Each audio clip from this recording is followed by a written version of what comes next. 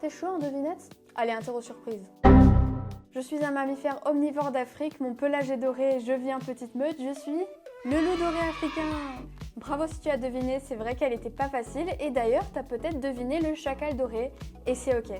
En fait ça fait à peine 10 ans que les études en génétique ont prouvé que l'animal qui ressemble à un chacal doré avait en fait plus de points communs avec le loup gris qu'avec le chacal doré. On crée alors une nouvelle branche dans un phylogénétique déjà bien rempli, la branche Canis anthus ou loup doré africain si tu parles pas couramment latin. N'en veux pas aux chercheurs, il faut dire que les deux espèces se ressemblent beaucoup.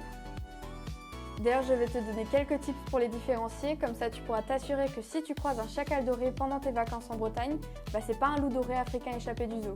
Et oui, on a déjà vu des chacals en Bretagne.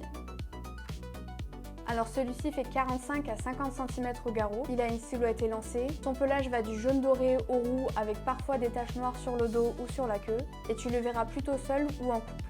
Le loup doré africain mesure jusqu'à 60 cm au garrot et son pelage va du jaunâtre doré au gris argenté. Tu remarqueras aussi un museau plus fin et un front plus allongé que celui du chacal. Lui par contre, il vit en petite meute et chasse en groupe. Alors en si peu de temps, impossible de faire l'histoire complète du loup versus chacal, mais ça vaut le coup de s'y intéresser si tu aimes les histoires fortes en rebondissement.